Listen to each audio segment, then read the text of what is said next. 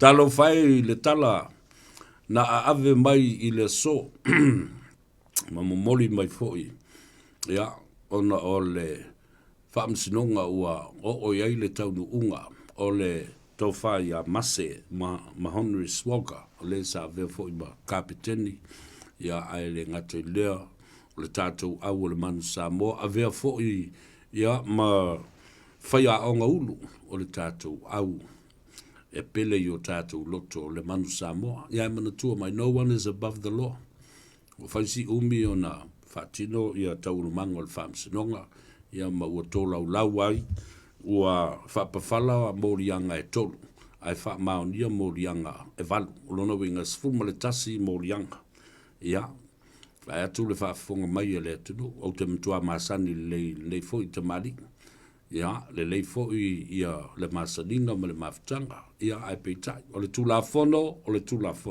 ia le isi alo le tula fono le fo i se tasi e ilunga atu o le tula fono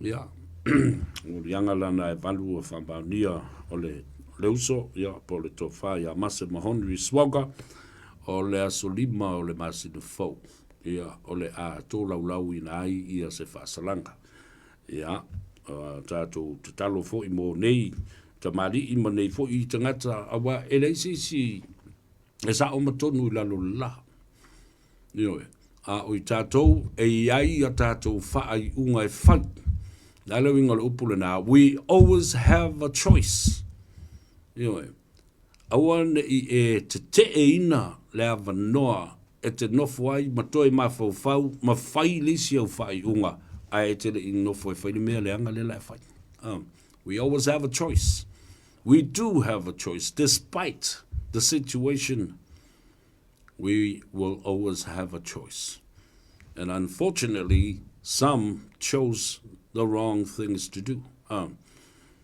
otherwise yeah leisi si lunga tu la fono ala na fa tu la tala le matue fa mana tu pe leisi si I lunga le tu la fono o le mata upu lea e pe ona lui nai e li mongi e le ala ia le fionga le li palemia ai lango ia I tu le epa maisi o le tau fono le I le li palemia sau tā te tau tō sau e whaile tā tau tonga I luma o tā whaife au ai whaafofonga masila Samoa this will be a public event la mata o tau loa winga le mea lea o le mana onga lea ua whai mai e limongi e mana o e whaapawhala soli le tula fono awana I toi whaonga ina le tula fono e sue ina ai le mata upu lea e le maliu o tu au o ai la lea ua o mai e whai le mata upu lea e whauringa mai e o I la tau e lunga atu le tula fono whaapawhala ese le tula fono whaapawhala ma le toi sue ina le mata upu ia tu au o tau vava ai le whauinga ina upu matala ma mea ia tutupu mai ma winga o tangata māmionga. This is totally not caring about the law and the court of law and the rule of law. Whamai tu I lea tua. Eoi, e whatatia I loa whapenal nā mea, sau nao tā ua, tā te soa ina le pule. Oi, ai ale atu nuu lele valiano ma tilo atu ma mata atu po le ale whainga le mea lea. This case needs closure. Ia, tā ua le nā le mea. Ai mata le lei a I le saunua ngari mong. O le nā whaawinga ina o le nā lui ma le nā tu ulafua I ua whai. Whaoringa mai ai. The guilty conscience is there. My own personal opinion and translation and the interpretation of this challenge. You know, somebody is afraid, somebody is scared, you know, and somebody will go to the extremes to make sure that this will disappear, that this case will disappear and be decided between him and the Prime Minister of Samoa to swear on oath. O feni me ua whapea na whai. I le tala whasolopito le atunu nei. Pe alo whanga lava I isi ma liu, ma isi ma umbea, ma isi ma... A ole maliu ole tama leo tu, o lea iai moli mau. O lea e iai ia moli mau. Io, lea ngā o lea lau whai atu nei. Il wha mai o tu le epa lea ua uma ona.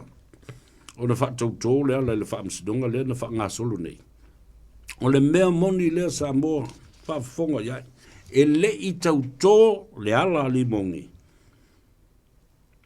Ele o ia na maliu ai ia tu au. Leanga, ele o se whaamsinonga na su e ai po o ai na maliu ai ia tu au. Whaafonga le mta upu lea se I whaamanino atu. O le whaamsinonga lea na whai nei. O le tangi ali mongi male komsina o leo leo. Whaasanga ini tangata na whaia ni moni mau whaapea na whawhauina. Matua ia ai le maliu o tu au. Ia le ala. O tau lola le se senga na leo ta otu nei. O le mea mua. E ese le suesue ina o le mafuanga. O le maliu o tu au. A o ai fo ina maliu ai tu au. Paenga lo na lua. E ese fo le suesue ina. Po o ai na whawhauina moli mau. E tu wa I le maliu o tu au ia le ala. Whaamsinonga lana le na whai nei. Ai le I whaia le mea le na o whatu mua. E le I o le teimi e suesue e ai le maliu o tu au. Ala na e tau ai tele I le afo I le whaafongafonga mai ale atunu. O tau whaamanino atu. Na whaalau te tele lelei atu ia manino ai mamala malama. The case that I just finished. Ia ko whala velave mai fo. Sorry Christine. Or director of the Pacific Specialist Healthcare level au mai fiti. Ya alanga e ta ulta to program le ale tali ai. Le se senga la na o me lua yo o vatu I le fa fonga ta po I le tulu ina ia matua manino le lei au o fala. O le whaamsinonga lea na wha ngā solo nei. E ese le su ino le mafua anga le maliu o tu au. A o aifo ina maliu ai tu au. Ese le whaamsidonga lea na whaia nei. O le su ina po o ai na whawhauina moli mau. E tu wa I ai le maliu o tu au. Ia le ala. So those are two different scenarios in this case. The case wasn't about the death of Tuau and who is responsible or accountable for the death of Tuau. Nothing to do with that. This case was about the conspiracy theory, fabricating evidence to point allegations and accusations that Leala was responsible for the death of Tuau. Na pauna le mea. O meo moli mau ia na suesueina. Po ai na whawhauina moli mau e tu wai I o. Ia Leala le mata upu lea. Ma o Leala fo ili nana lai o na tau nuu le whaamsinonga ila na le whaiunga. Whaiunga le nau mai. A le whaamsinonga. E le whaamamaina ai le ngō Leala. Ai whaamamaina ai ngō masuafa o la auli le palemia. Le teitai leo leo.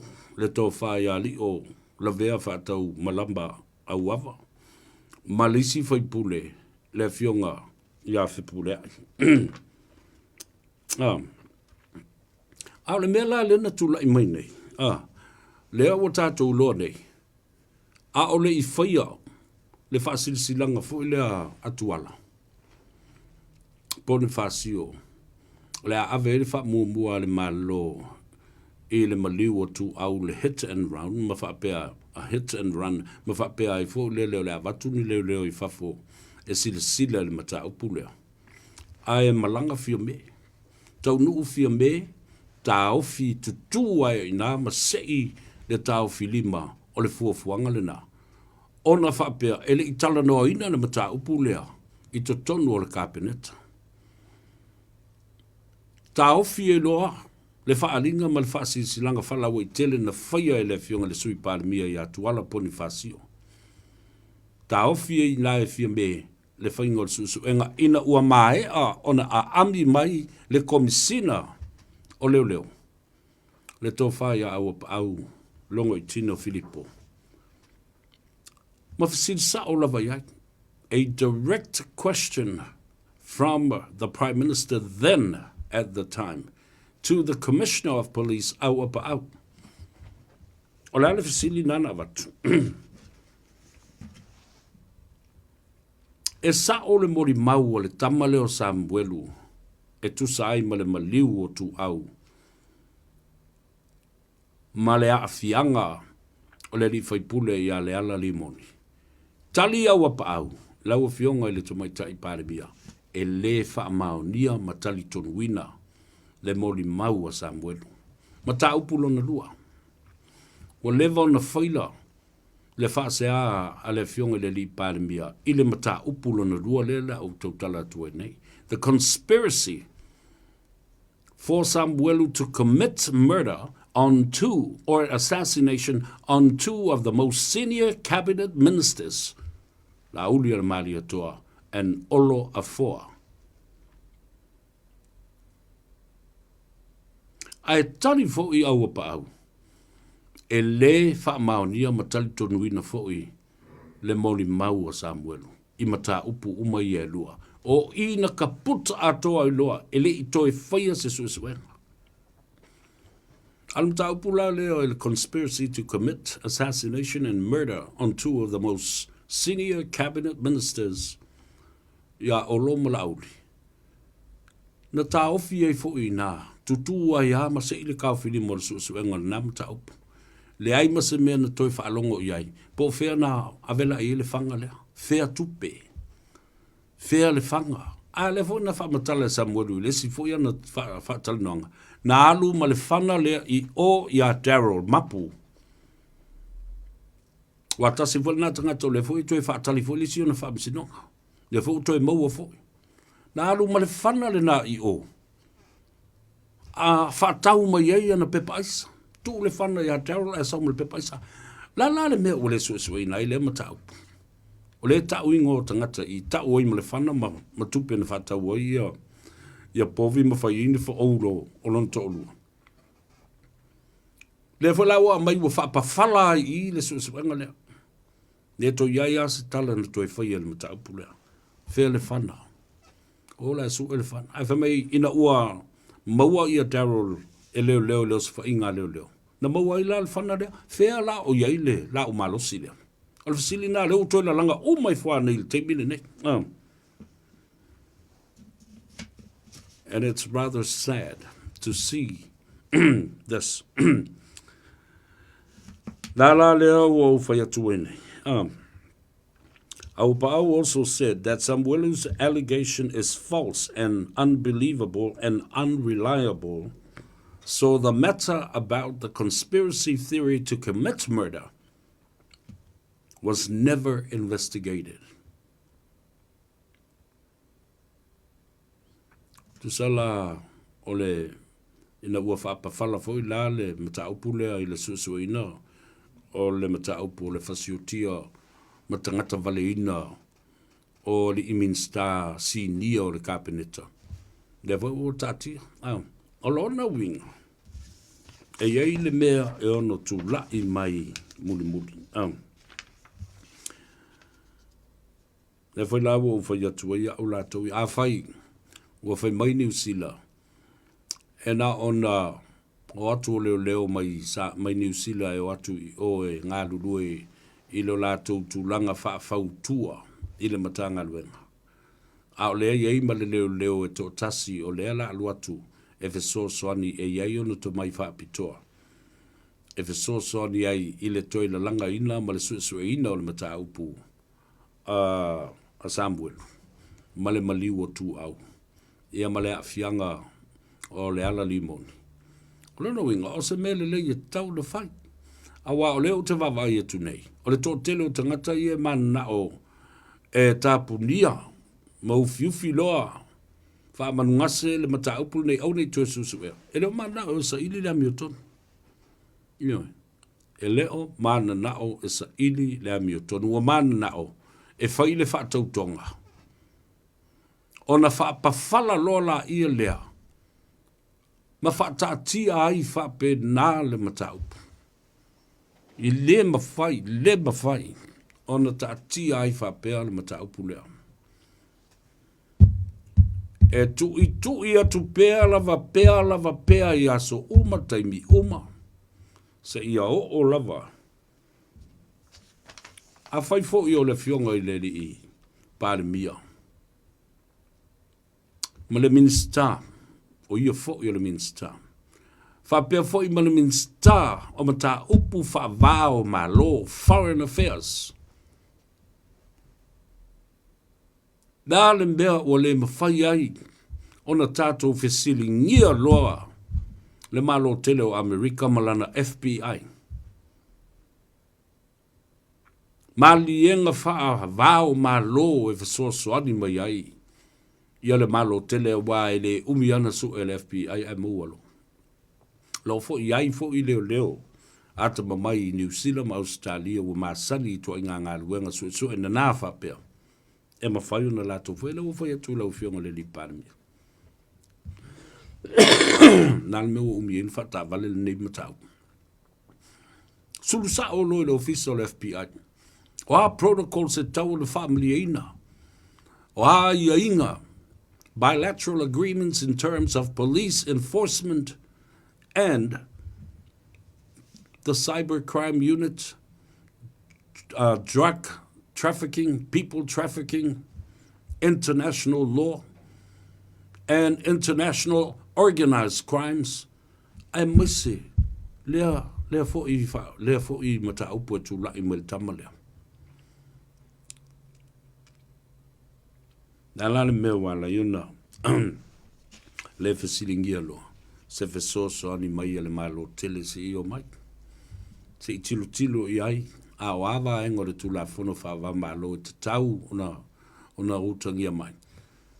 Wa ai ma le ofisa le nale le mista o mata upu o le va i fafo. The Minister of Internal Affairs. A le ase fesoso ani e maua mai ai. Pe umi a tātou te oa e tuli au pū. Se i tau i le mata o le puna na mafua ai nei mea uma. Mawhai mai ai. Mai ta tonu mai sesi. E le o moe le lei le nganga le tamalea. Tuau will never rest in peace because people that were involved in this are still walking the face of the earth. And people that know something about this are still listening to us and watching us. And are still walking the face of the earth. Asa valima. Tilo mai. Na fui o lava o la se te bie. E ua tuailo na papatua malo na tau au. You're under arrest. You have been subpoenaed and offered a warrant of arrest. So you can come and say something about this. You know what's happening. Yale na. Le moe mitinga le na ma le wha moe. Awal mele o tau mawhai I tangata. Ia pupuni nguto tangata awa nei toi tala noa se si le mata upulu nei. Sorry wefa. O ia la wha whiana whai. Mai o le aso nafi. Mai le limas ful ma le tasi o mori mau ia. Na apia e le vai aso na se ma vai atu nei. Ma toi whatonuina e toi o mai I le mauta whaamasino I le aso nafi. E na o le tolu tangata I le I atu. Ai na watu umai leisi vaenga. Na ringa fast full valu na o I ole. Tolu e le isu sta I le tulafono. E o mai, me le ta o le whaale minga o ma le usta I o le polo inga le whaamsinonga. Le o mai e mori mau I le fia masina leo na sua I nei tangata nei. I le urua I sa I di ringa o le mata upo tangi tau palota. La me o leo mai e. Ai whai mai tala tangata. Nā le tō lua, leo runga li I lea, le whai mai. Na wha lafi la ua e tangata o le fast.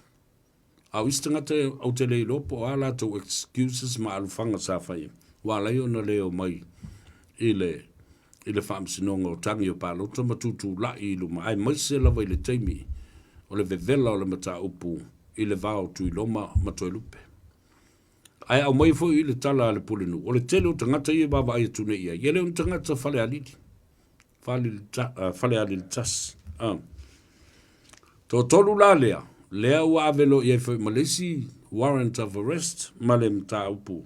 O le subpoena. O lona winga. O le tula fono malosi fa le tula fono. O le fa tonunga le na. O le polo inga. Pu e mai lola malauri inga. Anga mai sa o I luma le whaamsino. O le ata pena tu fo I se whaamasino e avanoa e tango fia le mata upulea. Bo ova kele leo si skai o kangaka. From the 51 witnesses, 3 never showed up in court yesterday, and a warrant of arrest was issued for all 3 of them and subpoenaed them to appear in court. Le la walu fo ia le vaenga e su e mai ia. Ia kako kama ia.